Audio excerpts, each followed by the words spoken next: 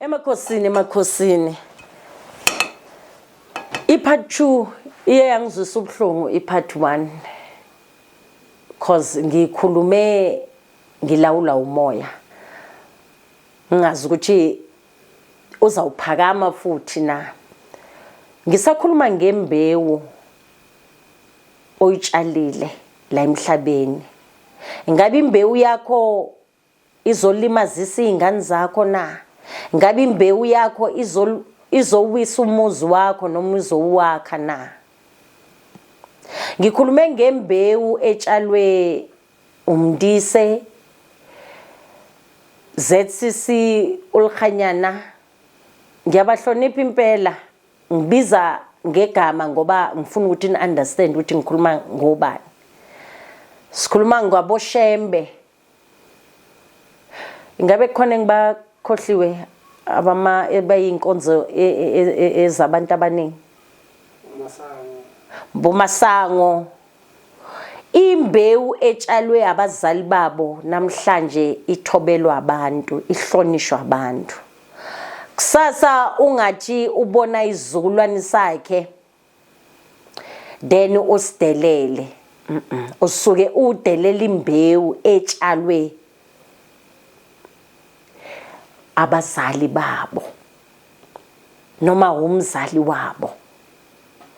Uma uzobona bazikhukumeza bane right, uShembe makazochamuka anyuse ifuba une right, imbewu yomzali noma kamkhulu noma kakhoko namhlanje nithanda ningathandi nizothoba.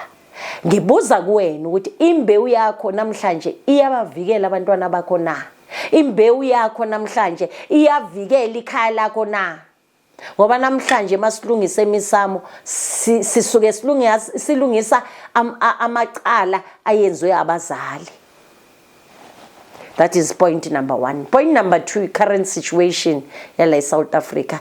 Uma umuntu wase South Africa ukwazi ukuthandaza, thandaza ngamandla kuyo le current situation.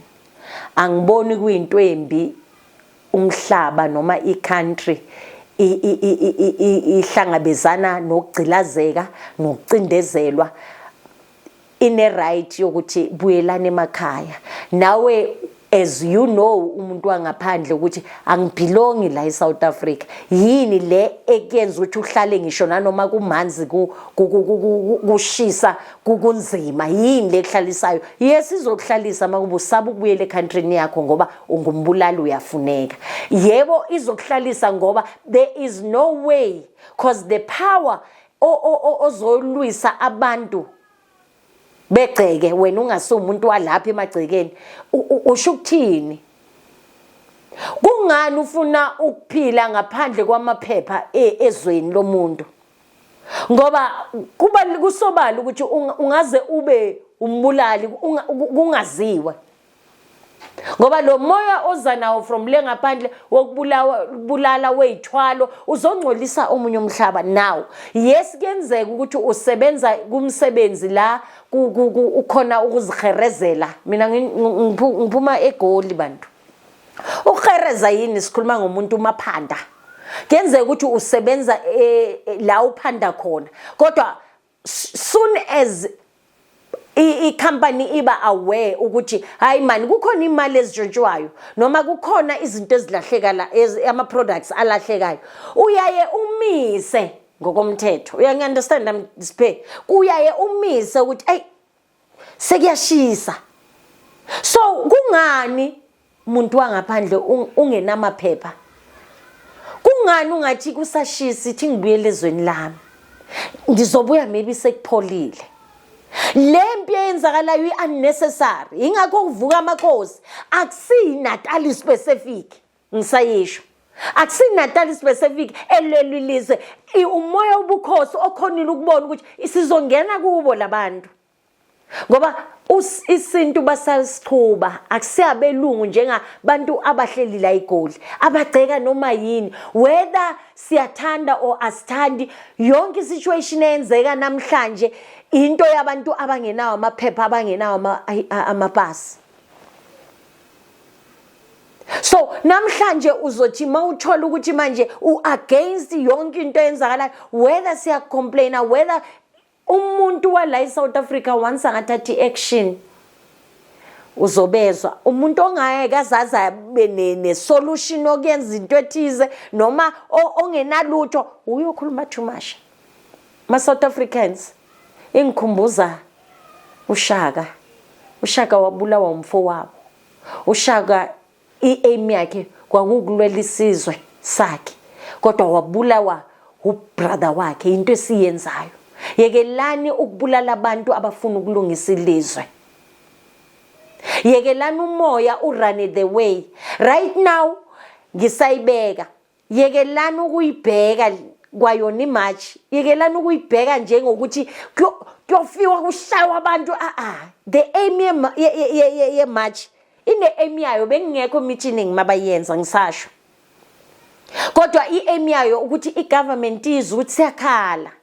I-government izwe njengama South Africans ukuthi vumani ukuthi ningaloku nigceka izinto. Namhlanje ni disturba i-prophecy eyenzakalayo, ni disturba i-assignment yamakhosi, ni disturba i-assignment kaMdali. South Africans umdali uyanithanda, kodwa ngenxa yamalimi enu nazi kahle ukuthi anina mbewu enhle from kubazali benu, anina similo, kodwa ngokungabi nesimilo senu anihlukile.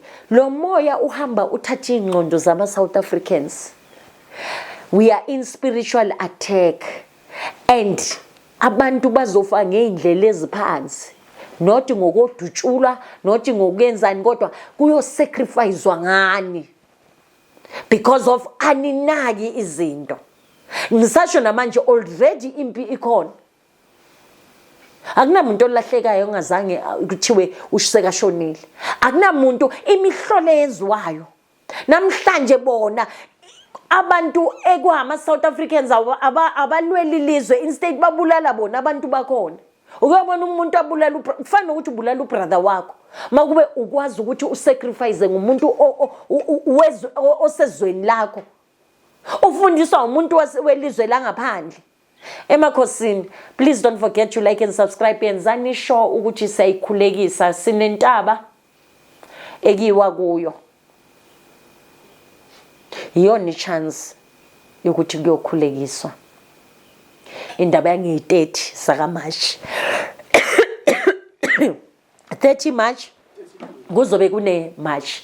So yisisikhathi 30 June. Oh, 30 June. Kune March. So before ifiki 30 June asiyokhulekani. Sikhulekeni ngempela. Ngoba into ingamoshwa into encane, amalimi abantu abangenawo amandla wokuyenza. Vumela umuntu onamandla othunyiwe umoya ukuthi akulwele, vuma. Nanoma ungaba indoda mhlawumbe namhlanje akusiwena because of uthakathwe umfazi, so udle ama-period, so udle insila zomfazi wakho, umfazi wakho ukulimazile, mhlawumbe ingakho kungakhethwa wena. Mhlawumbe namhlanje awukhethwa because of ungcole kakhulu, imvelo ayikufavor. Vuma abasebenzisiwe ukuthi bakulwele. Emakhosini, please don't forget to like and subscribe.